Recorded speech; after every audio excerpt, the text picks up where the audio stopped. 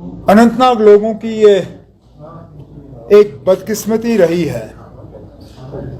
जब कभी ऐसा लगता है, और ये मैं पिछले चंद सालों के हवाले से बात कर रहा हूँ, जब जब उनको लगता है कि नेशनल कॉन्फ्रेंस का पलटा भारी है या एस्टैब्लिशमेंट का कैंडिडेट जो है वो इलेक्शन हारने जा रहे हैं, तो किसी न किसी बहाने इलेक्शन को पोस्टपोन करने की कोशिश की जाती है।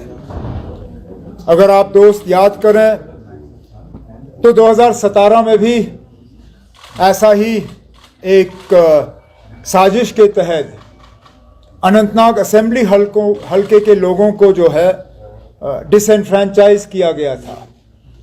उस वक्त बीजेपी और पीडीपी की कोalition हुकूमत के दौरान चीफ मिनिस्टर साहिबा का भाई जो है वो उम्मीदवार था। इलेक्शन हारने के चंद दिन पहले इलेक्शन कमीशन के साथ एक साजिश रचा के अनंतनाग असेंबली हलके के इलेक्शन को जो है लास्ट मोमेंट पे पोस्टपोन किया गया, और वो दिन और ये दिन उसके बाद वहाँ इलेक्शन हुआ नहीं। कुछ दिनों से हम ये खबरें सुनते आए हैं कि बीजेपी और उनके जो पार्टनर पार्टीज़ हैं वो एडमिनिस्ट्रेशन के साथ, इलेक्शन कमीशन के साथ मिलके दोबारा जो है इस तरह की साजिश रचाने पे सोच रहे हैं, और बहाना ये बनाया जाएगा कि मुगल रोड जो है, मुगल रोड में जो है वहाँ चलने फिरने की जो है वो हालत ठीक नहीं है। नेशनल कॉन्फ्रेंस के तरफ से मैं इलेक्शन कमीशन को ये अपील हम करें या उन्हें हम वार्न करें कि इस तरह का कदम उनको उठाना नहीं चाहिए। डिमांड हर पार्टी के तरफ से नहीं आई है।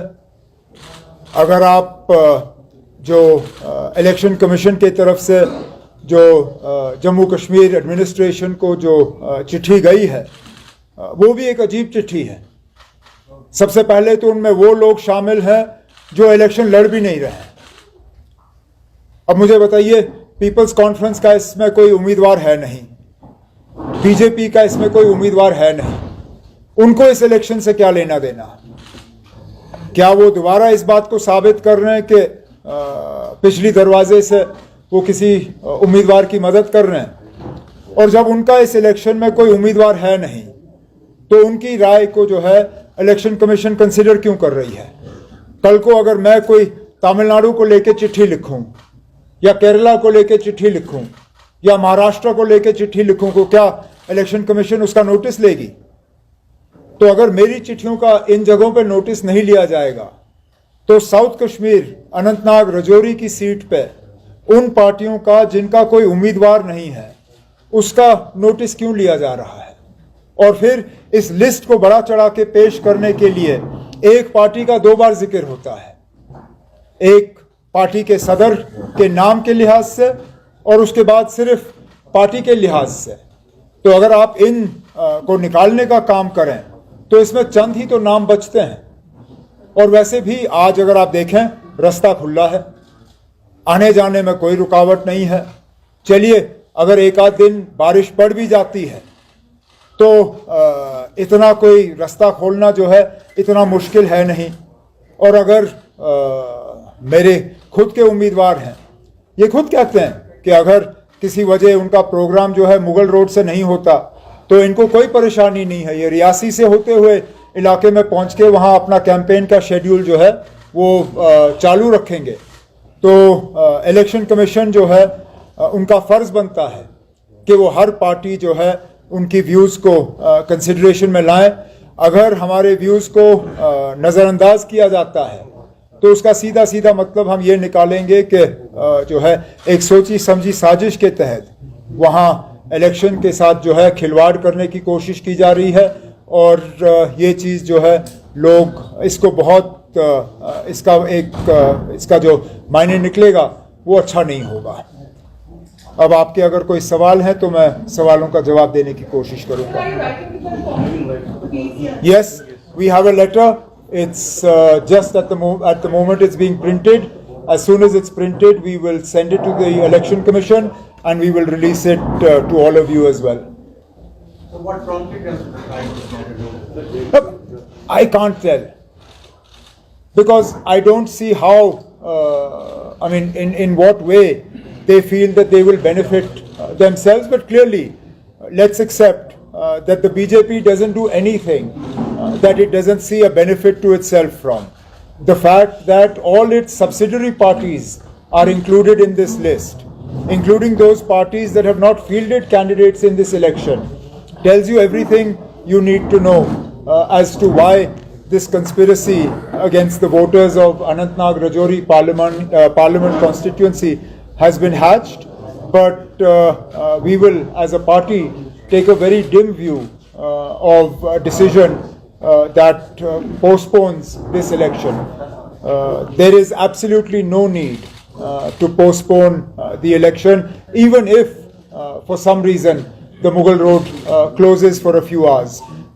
If they can keep roads to Kargil open, if they can keep roads to Gurez open, if they can keep roads to Tanzhar open, if they can keep roads to Keran open, if the road to Matsil can be kept open, then there is absolutely no reason why this road cannot be kept open, unless of course the administration wants to join in this conspiracy to tinker with the mandate of the people of Rajouri and Anantnag Parliament constituency. People's Conference में यहाँ पे की थी request अपनी party से हमें यहाँ पे नॉर्थ कश्मीर में सपोर्ट किया जाए और उन्होंने वहाँ पे इनको सपोर्ट किया है, मतलब अपनी पार्टी के कैंडिडेट को. कैसे आप उनके उस देख रहे हैं उस चीज़ को जो उन्होंने यहाँ पे. मैंने ये पहले भी कहा है, फिर दोहराऊंगा, मेरी लड़ाई जो है किसी एक फर्द या किसी एक तंजीम के खिलाफ नहीं है. नॉर्थ कश्मीर में एक मुकम्मल कोशिश दिल्ली के तरफ से और बीजेपी की तरफ से की जा रही है इन सबको एक साथ लाने की. और मैं तो इससे ये समझता हूँ कि शायद मैं ही सबसे ज़्यादा ताकतवर उम्मीदवार हूँ वहाँ पे. नहीं तो कल तक तो मुझे टूरिस्ट कहा जा रहा था. अब बजाय मुझे ये समझाइए ना, आप अगर टूरिस्ट को हराने के लिए ये सब करने की ज़रूरत है तो जाहिर सी बात है कि टूरिस्ट ने उनको बहुत ज़्यादा डराया हुआ है. और काश मैंने हिम्मत करके वहाँ कागज़ भरे, काश सजाद लोन साहब ने हिम्मत करके श्रीनगर में कागज़ भरे होते, हम भी देखते टूरिस्ट कौन है. उमर साहब, एक चिट्ठी लिखाई गई है इन पार्टीज की तरफ से इलेक्शन कमीशन को और इलेक्शन कमीशन ने रिपोर्ट मांगी है. क्या आपको डर है कि चुनाव पोस्टपोन होंगे? ना, ये इस तरह का जो हम देखते हैं ये पहली बार नहीं हो रहा है. और आप देखें, जैसे कहा गया था ना, क्रोनोलॉजी समझ लीजिए, आप क्रोनोलॉजी समझिए. ये पहले इन चीज़ों को पब्लिक डोमेन में एक हफ्ता 10 दिन पहले लाया गया था, जबकि रास्ता खुला था. कैंपेन का सिलसिला जो है उसमें कोई रुकावट थी नहीं. यहाँ तक कि जिसने सबसे पहले इसको पब्लिक डोमेन में लाने का काम किया था उसने रजौरी पुंछ जाने की कोशिश भी नहीं की थी. यहाँ घर बैठे बैठे सबसे पहले सोशल मीडिया के ज़रिए अपील की थी कि इलेक्शन जो है वो पोस्टपोन होना चाहिए. और आप देखिए ना, अब ये लोग किन से मिलके ये सारा कुछ कर रहे हैं. बीजेपी अपनी पार्टी जिनका कोई उम्मीदवार, पीसी जिनका उम्मीदवार इस मैदान में है नहीं, उनके तरफ से इस तरह का अपील करना, उससे शायद आप ये समझ सकते हो कि इलेक्शन कमीशन पे बहुत ज़्यादा दबाव बनाने की कोशिश की जा रही है.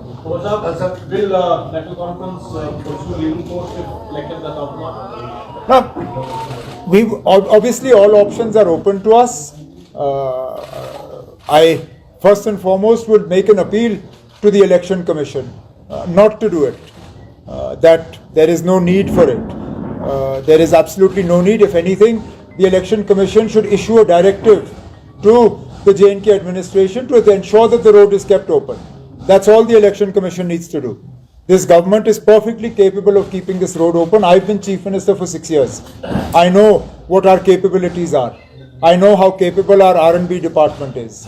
I know the machinery that we have. I know the manpower that we have. I know that there is absolutely no reason that the Mughal Road cannot be kept open at the end of April. If this was January or February, yes, I myself would have had concerns about our ability to keep this road open, but not at the end of April. That said, if the Election Commission chooses to ignore what we are saying, then we will consider the option of going to court as well. National conference अगर आपका हो गया ना? अमित शाह ने एक बार फिर राहुल गांधी को करते हुए कहा है कि अगर वो पर्सनल लॉ को प्रमोट करते हैं तो शरिया कानून होगा, तो किस किस्म का जो सेक्युलर कॉन्स्टिट्यूशन देश में रहेगा? ना, फिलहाल तो सेक्युलर कॉन्स्टिट्यूशन को ही तो खतरा है, इसीलिए तो हम इंडिया ब्लॉक के तरफ से ये इलेक्शन लड़ रहे हैं। हम चाहते तो हम भी अकेला ये इलेक्शन लड़ते, नहीं लड़ रहे हैं, क्योंकि हमें मालूम है कि इस मुल्क के सेक्युलर कैरेक्टर को कितना खतरा है, और हमें डर, और आपने ये हमारे मुंह से नहीं सुना है, आपने बीजेपी के कुछ सीनियर लीडरों से सुना है कि अगर उनको 400 सीटें मिली तो वो मुल्क के आइन में तब्दीली लाएंगे, बदलाव लाएंगे। तो जाहिर सी बात है, जिस तरह होम मिनिस्टर साहब तकरीर कर रहे हैं, उनका इशारा इसी तरफ है।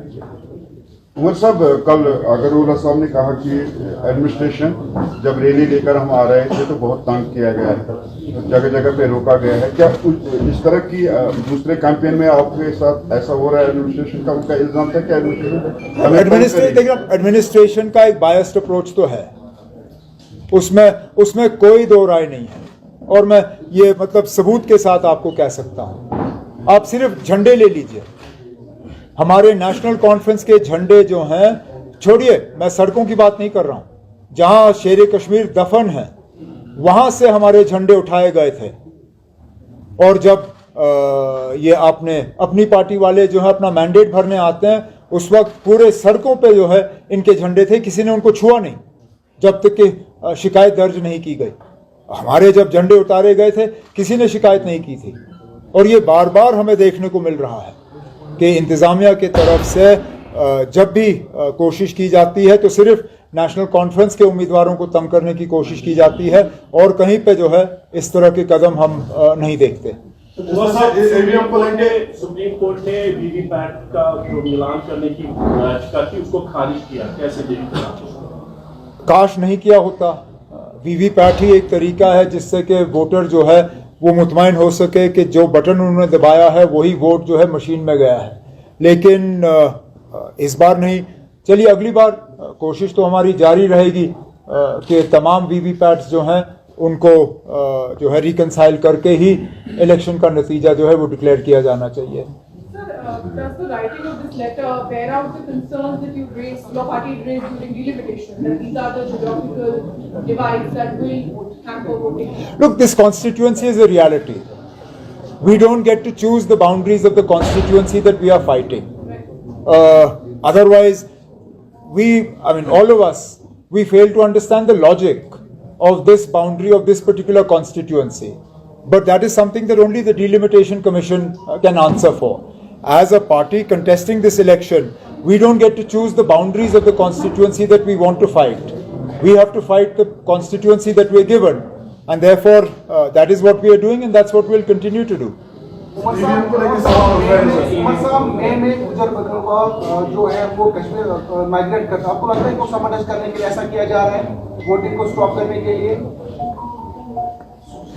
जाहिर सी बात है, पोस्टपोन करने का ये भी एक मकसद है कि एक बहुत बड़ा तबका हमारी आबादी का जो है उनको डिसएनफ्रेंचाइज किया जाएगा।